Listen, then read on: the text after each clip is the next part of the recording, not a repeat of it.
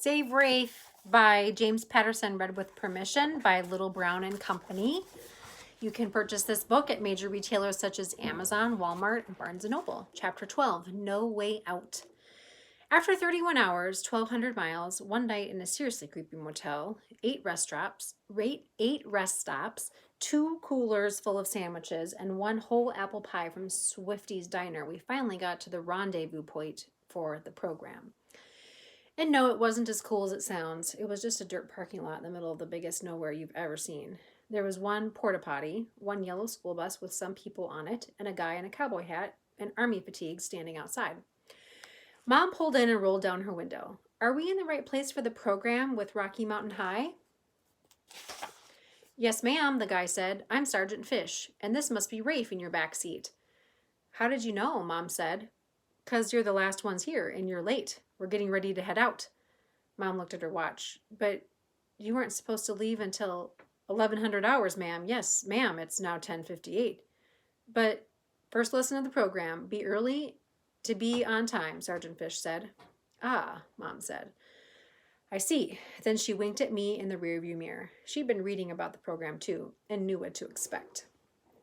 Rafe, I'll throw your gear on the bus while you say your goodbyes, Sergeant Fish told me.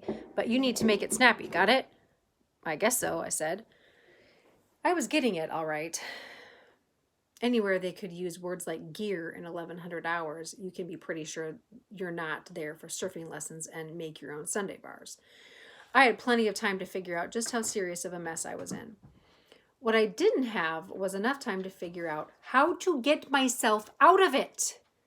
As usual, I had plenty of ideas, but not a single one that was going to do me any good. Everyone was staring at me and waiting for me to get a move on. All I could do now was step out of the car, hand over my stuff, and start figuring out how to survive the next 7 days and 6 nights. It was time to say goodbye. Chapter 13. What's so good about goodbye? Better have cash, kid. This Airbus doesn't take credit. I have a bus pass. I'm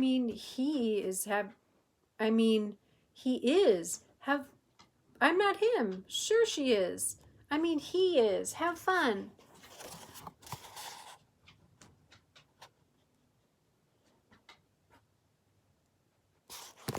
Chapter 13. What's so good about goodbye? This is it, kiddo, Grandma said and gave me one of her famous bone-crushing hugs. We'll see you in a week, unless you don't make it that far, which you might not. I've seen that brochure too, but anyway, good luck. Thanks, I said. Yeah, good luck, Georgia said. I think you're going to need it. That sergeant guy looks like he could eat you for breakfast. Come here, you, Mom said. She put an arm around my shoulder and walked with me away from everyone else across the parking lot. You have 1 minute, Sergeant Fish yelled after us. Yes, sir, Sergeant Fish, sir, Mom said, just loud enough for me to hear. I guess we better make this good and snappy, huh? I think she was making jokes to try and calm me down, but she would have had better luck giving a back rub to a brick wall. Mom, I said, I don't know if I can do this. Mom stopped walking then and looked me right in the eye.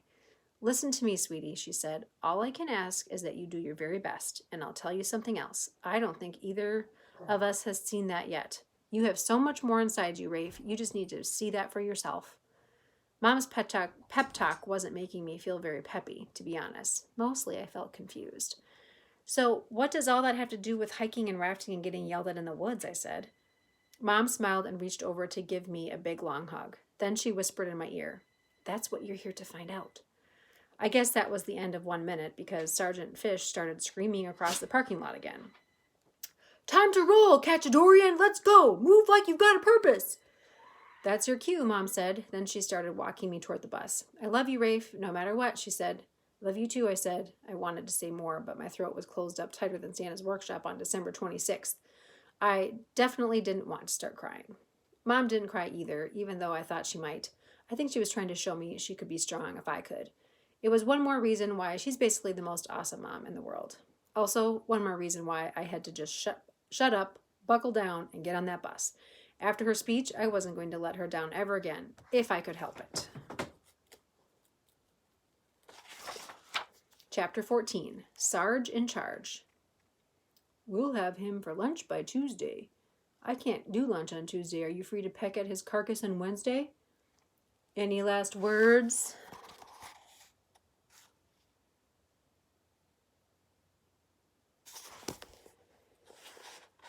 When I got on the bus, there was a lady sitting in the driver's seat. She had the same fatigues on as Sergeant Fish. Welcome aboard, Rafe. I'm Sergeant Pittman, she said, and then pointed at all the kids in the back. That's Carmen, Arnie, Burp, Thea, Diego, DJ, and Veronica. Got it? I didn't really catch any of the names. I just noticed how everyone looked like they'd rather be taming rattlesnakes blindfolded while on fire than sitting on that bus. Also, I couldn't help noticing that some of the guys in this program were girls. I don't know why, but I wasn't expecting that. No talking until we reach base camp, Sergeant Pittman said. Take a seat, Rafe. 6th row on the left. Am I allowed to? I said, but Fish was right there to shut me up. What did Sergeant Pittman just say about not talking? He asked me. It seemed like a trick question, so I kept my mouth shut and just went to find my seat instead. All right, cockroaches, listen up, he said. We'll be at base camp in 2 hours. Settle in, keep your eyes front and your lips closed tight. Any questions? A couple of hands went up. Too bad. No talking until we get there, he said. In that program brochure, they talked a lot about how much I was going to learn out here. And even though nobody's ever called me a fast learner, I'd already figured out that I hated Sergeant Fish more than asparagus, paper cuts, and pre-algebra combined. And this whole thing had just started. 10 minutes down, 7 days to go. Chapter 15, Busload of Misfits. For a while after that, nothing happened, but once we were about a half hour down the road, I started hearing this leaky tire sound. Psst, psst. When I looked around, the girl across the aisle was staring at me. She seemed kind of pretty in a pretty scary kind of way. I'd never seen a kid that young with a real tattoo before, but she had this crazy snake around her arm. She had some muscles too. That snake looked like it could wrap around my neck and squeeze my head right off. I couldn't help but wonder how old she was when she got it in the first place. I bet her first words were telling the tattoo artist what color its eyes should be. I'm Carmen, she whispered. What's your name? Rafe, I whispered back. What'd you do? She said. Huh? She looked at me like she'd just figured out how dumb I was. Why are you here? She said. Oh, I said. I got expelled. Is that all? That's nothing. She said, but then I heard a lion roar from the front of the bus. Who's talking? Fish was on his feet and coming up the aisle before I could even break a sweat. At least he wasn't looking at me. Carmen, was that you jabbering back there? Back here, he said. Nah, she said like she barely cared. I heard someone, though.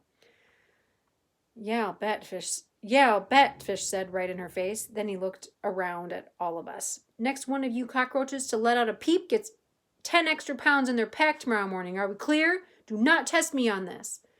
Nobody answered. I guess we were all learning the rules of the game pretty fast, and we were all in the same boat, or on the same doomed bus anyway. But then that got me thinking. This wasn't a program you signed up for on purpose. Everyone on that bus had done something to get themselves shipped out here for a week of suffering.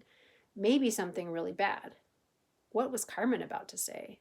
So if you were me, you know what else you'd be thinking, right? What did all these other kids do? And how far to the nearest hospital? Some of them seemed kind of sad and scared, but some of these kids just plain looked like their favorite hobby was ripping off other people's faces. Hello, Carmen.